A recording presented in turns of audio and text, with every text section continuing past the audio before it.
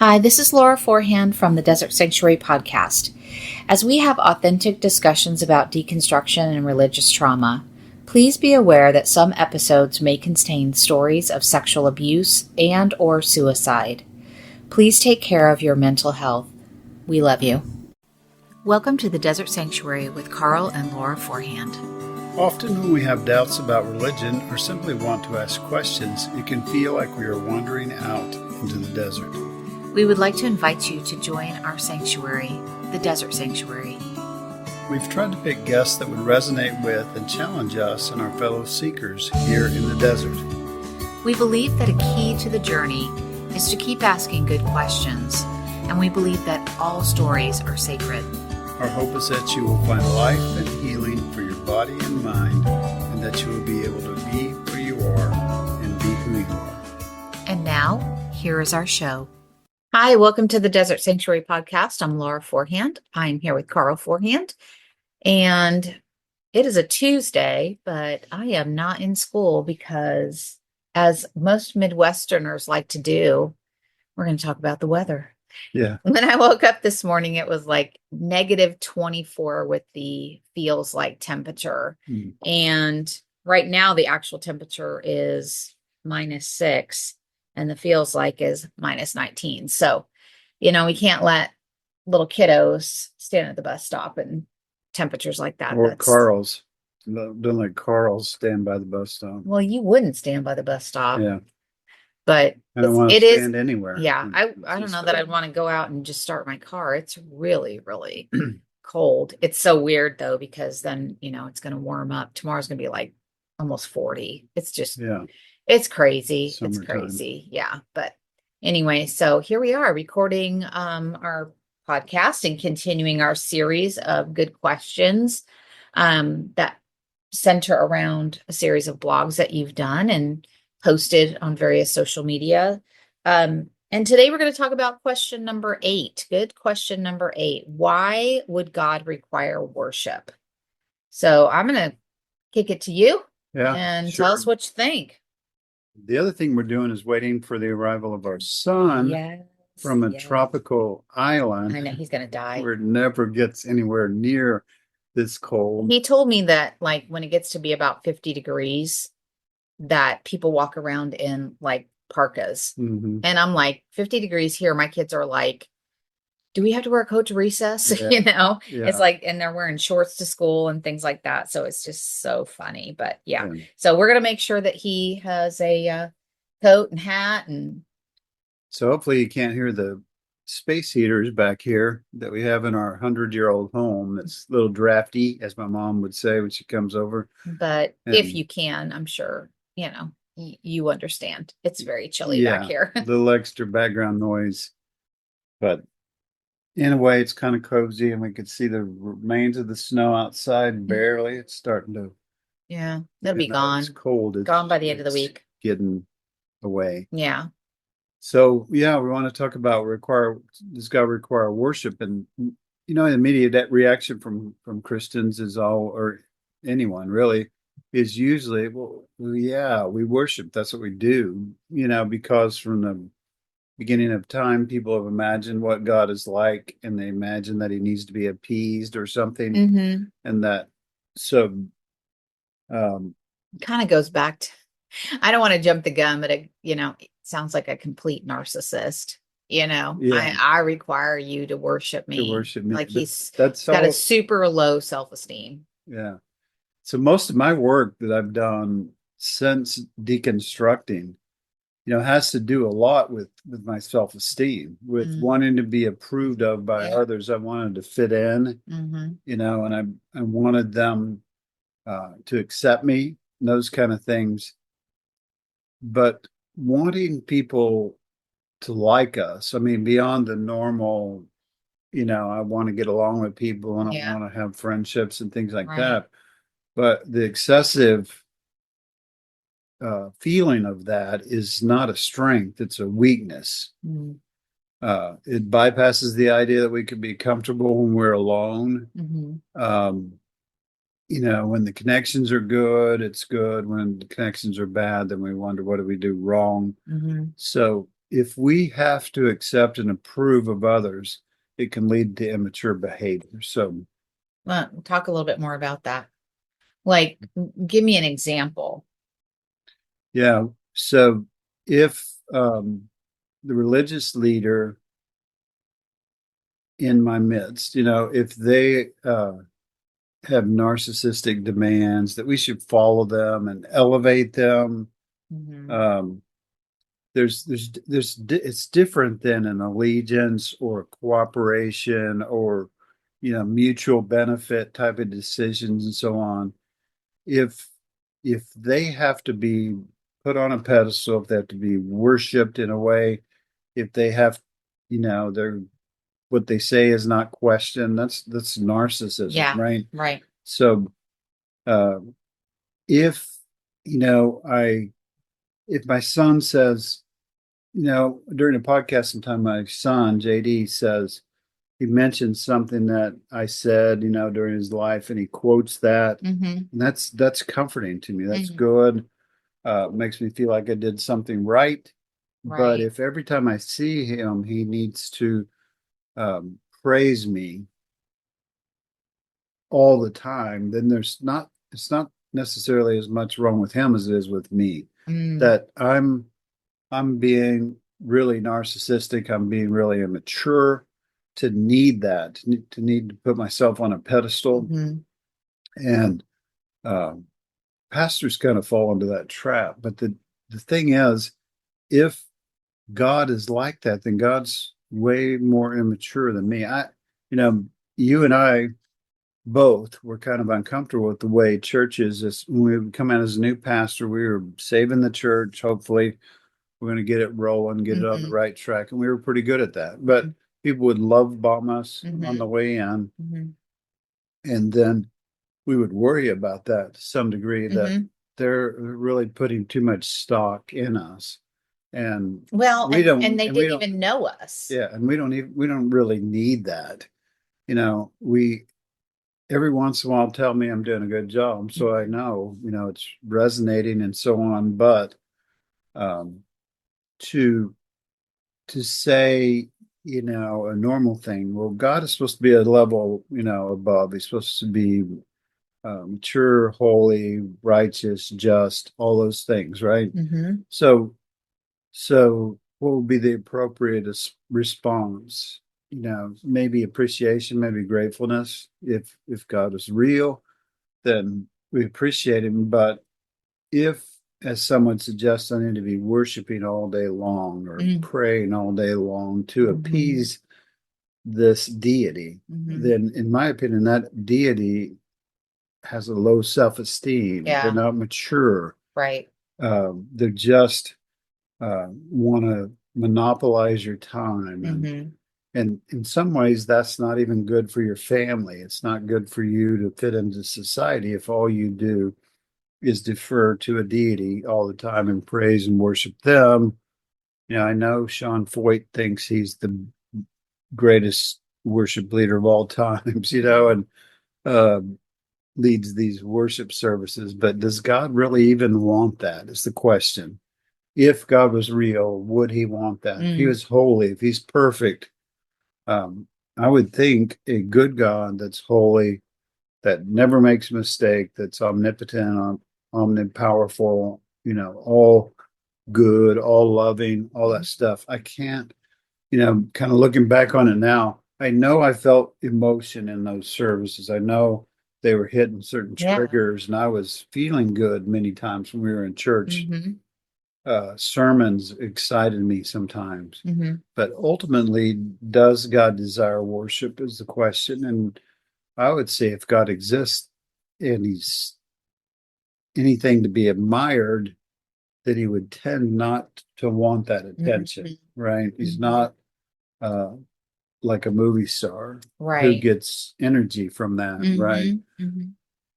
So I know that writers in holy books, whoever wrote the holy books, um, they were still under that assumption, that delusion that God needed to be worshiped. Because when you sit around the campfire and you imagine what God is like, you say, well, surely, he's mad at us. He needs to be appeased. We need to tell him all the time how great it is and just defer and submit. But to me, it's the same thing of if a husband requires that. If I Mm-hmm. require that in our home, that Mm-hmm. everybody just praises me all the time. Mm-hmm. If they need to never question me, never, just whenever I come in the room, deferred, right? To me, Mm-hmm. then that's more my problem than it is theirs, right? Mm-hmm. Um, Although I will say that, religion, many religions, that is how the system is set up. I mean, it's mhm. the man defers to God, and then everybody under the husband or the quote unquote leader of the family defers to the husband or father. Yeah. I was just going to read something here from the blog. It says we're just now catching up with science around narcissists and discovering directly their negative impact on society and the churches they lead.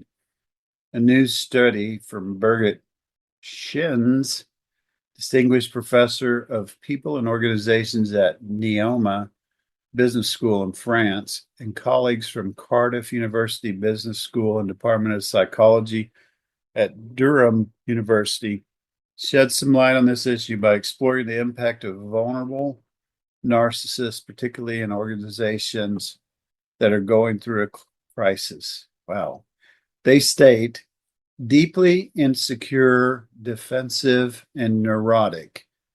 Vulnerable narcissists believe in ways designed to mask their sense of their incompetence and inadequacy, such as micromanaging, failing to give employee guidelines, blaming others for their shortcomings, and exhibiting a heightened need for affirmation. So that's studies pointing out uh, how narcissistic leaders behave and Mm-hmm. how that's really out of their incompetence and inadequacy. Sometimes I Right, say the toddlers in charge. right. Look at the leadership of the United States now that we're Mm-hmm. facing that same kind of mess. Mm-hmm. So, do we really want to say that God is kind of like that narcissistic leader in our churches? The most toxic pastors. That's what God is like. Um, Instead, as we learn about the character traits of narcissistic leaders, especially in churches, we begin to see the connection with much of the trauma and devastation that happens in organized religion. That's what you said a minute Mm-hmm. ago. The insecurity of what I sometimes call the toddlers in charge can lead to power differentials, trauma for the congregants, and a need for unquestioned loyalty and devotion. Even though they encourage us to worship God, congregants often feel like they are serving and worshiping the leadership because they require it, Mm-hmm. right? Yep. Only the insecure, narcissistic leader would need to be constantly praised or told of their greatness. Every once in a while, we meet a genuinely confident, self assured person who shows us the difference between those that need to be constantly assured and those who are confident within themselves. So, I guess my question is that last statement. Is God, if God exists, is he, she confident within themselves? Right. Mm-hmm. Not the way most religious organizations portray their God. Mhm. I mean, it is we are to worship this deity in everything we do, and we're not to question when things go sideways, when troubles come our way. Um, we use bypassing language to say that God has a purpose and there's a reason for everything, and yeah. So, ever since people gathered, in tents and gathered around campfires and all of that back in those days when they're wandering in the desert and doing things like that, or, you know, living in the Middle East with, relatively few modern comforts. this is what they imagine God to be like. So that's the kind of pastors and leaders we tend to move towards, is that powerful leader that wants attention, needs attention, likes being in parades, celebrating themselves. Mm-hmm. I think it's hard to really know if there is a God that is not narcissistic, because I think that, and I've heard people say this before, that we have made God into our own image. Yeah. So, God sounds a lot like, people that, especially people that have a lot of power Mm-hmm. and are narcissistic. And so I guess I just question how can we ever know if there truly is this God of love and acceptance and inclusivity and compassion Mm-hmm. and all that? Because if I'm a person that believes in inclusivity and compassion, all the wonderful, you know, things of life and love, then I can believe that there is a God, that's who God is. Mm-hmm. But there again, I'm making God into my own image. Yeah. And if I'm narcissistic and divisive, and I believe, certain groups and classes of people should be thrown into the depths of hell, then that's my God. Yeah. And mystics throughout history have always thought, well, I can better define God if I experience God, right? Mm. So maybe I experience this love. I don't know if it comes from Yahweh or another God. I don't know if it comes from a source, or what to call it. But the mystics would experience that energy or that whatever it was, and then of course the religions of the world tended to treat mystics really bad and not listen to them until they're dead. And but it's still kind of the same assumption that we made all along. The Lord of all lords, the King of all kings, should have no reason to need constant praise. Mm-hmm. A God that claims to be all powerful, all knowing, and completely self aware would not need constant reassurance of their greatness. Mm. So, if you're going to use Jesus as the example, um, Jesus wasn't really like that. And, there were some, he's pretty self assured. He didn't need that constant praise, and he kind of moved away from doing miracles and things. So, if you believe Jesus is, who you're going to look at, Mm-hmm. it may be a way better uh, example to follow than Yahweh. But when you look at his life, he he he taught. Sorry for the thought. I had a thought bubble there. So what he did, what he said was, "Don't lord over people." He continually kind of reissued that message. Mm-hmm. Don't strive for power. Don't lord over people.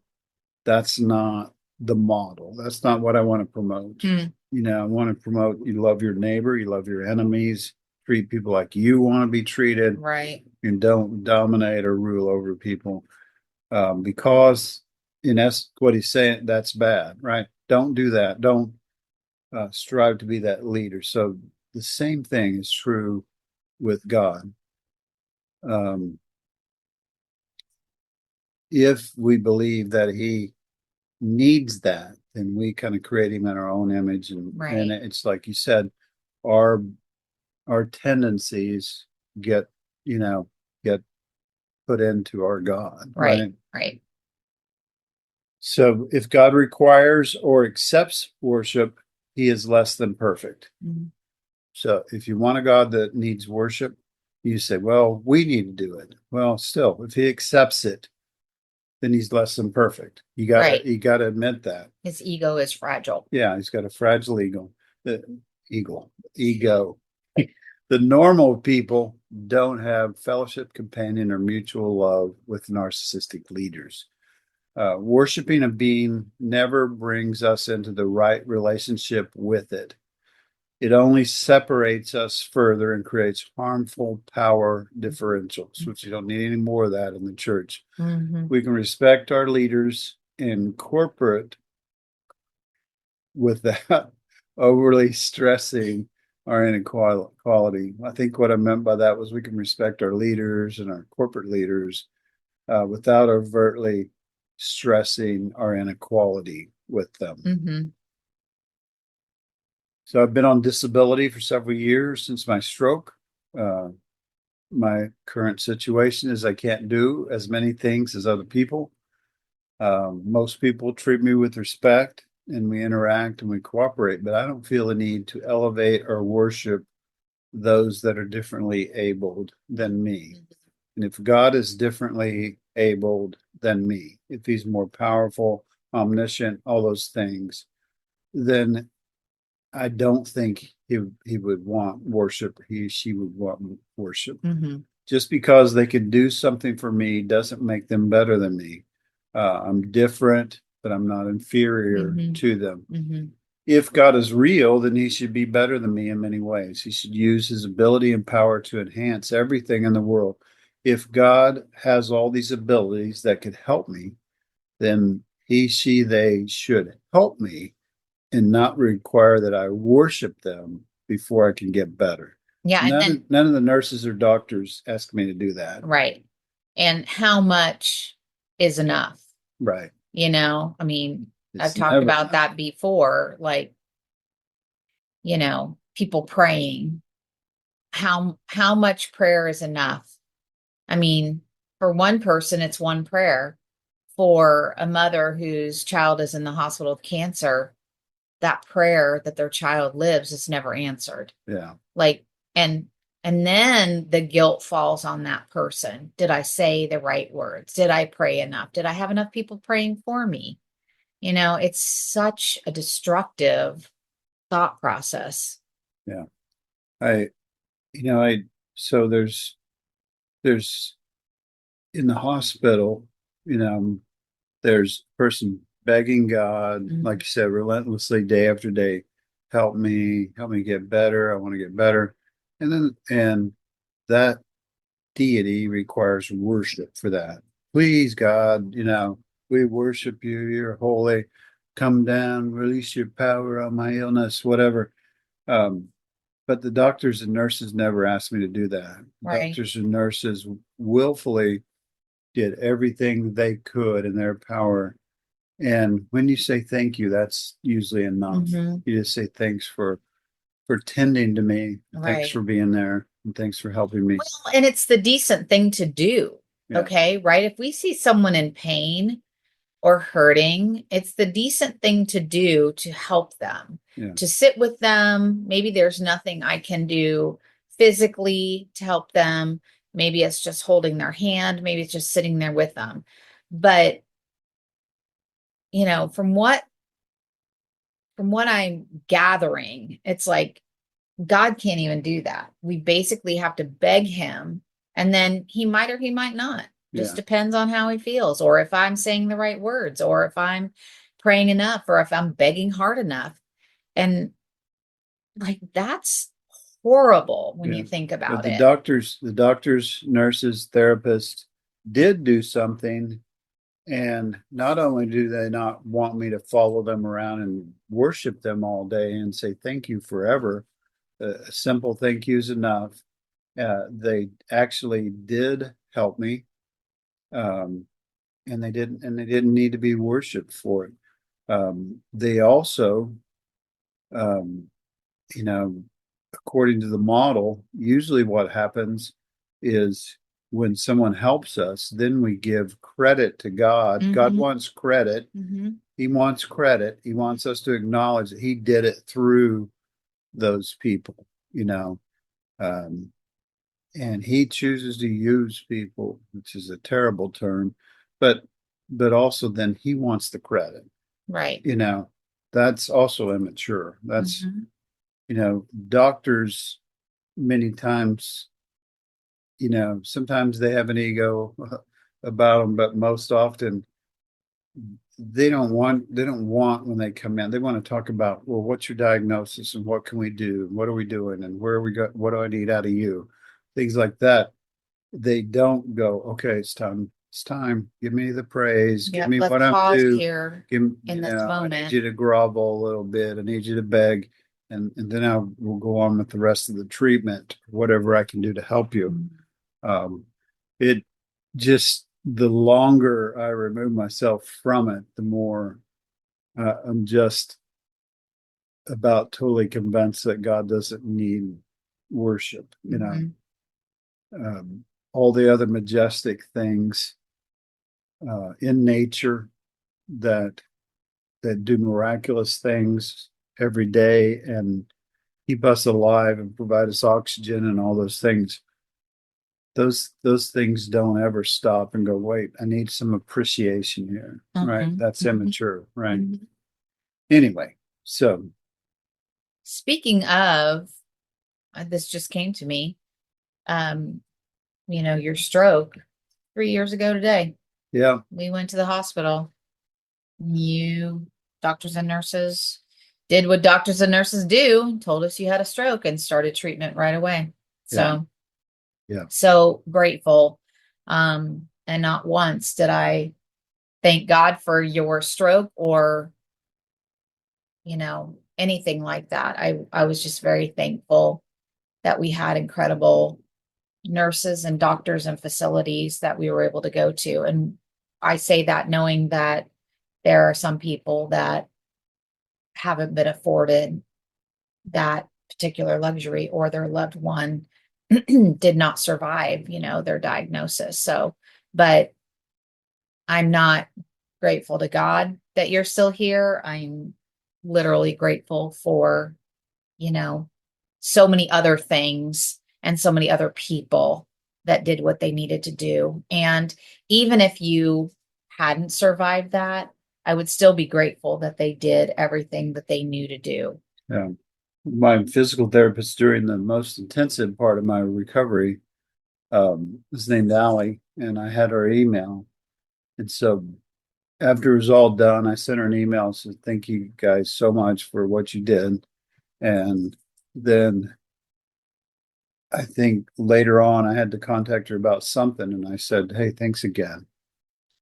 But she didn't go, oh, I was I've waiting been waiting for you to, waiting for you to give me the proper praise. right. That sounds ridiculous, but that's kind of what we're expecting.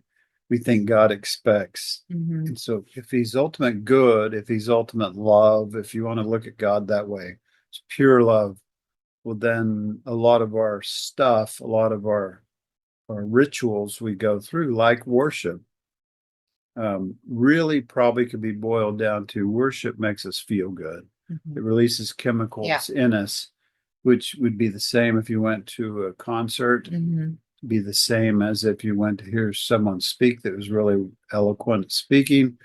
When you get together with other people and do something like a sporting event, that makes you feel that same way. It's that our team's right, our team's winning, recognize that those chemical relationships are there, that you might be addicted to it, like we talked about in the last session, and that worship is probably an idea that we came up with. 100%. Yeah. Yeah. Not even probably, right? Right. So we invented it. Makes us feel good. We refined it over time where it's almost scientific now, and you can tell people whatever you want to tell them after they go through an hour and a half worship service or however long yours is. They're going to be receptive to it and they're going to feel good. And then tomorrow they're going to feel different. But I don't think if there is a God, if he's perfect, if he's something worth being worshiped, that he would want to be worshiped. Right. Right. I agree. Thanks for tuning in. As always, be where you are, be who you are, and be at peace. Thank you for joining us today on the Desert Sanctuary podcast. Remember, all who wander in the desert are not lost. We believe all of our stories are sacred. We are always here if you need someone to hear your story. Check out our blog on Pathos and also our YouTube channel. And stay tuned for our Leaning Forward conference. Remember, we love you. And be at peace.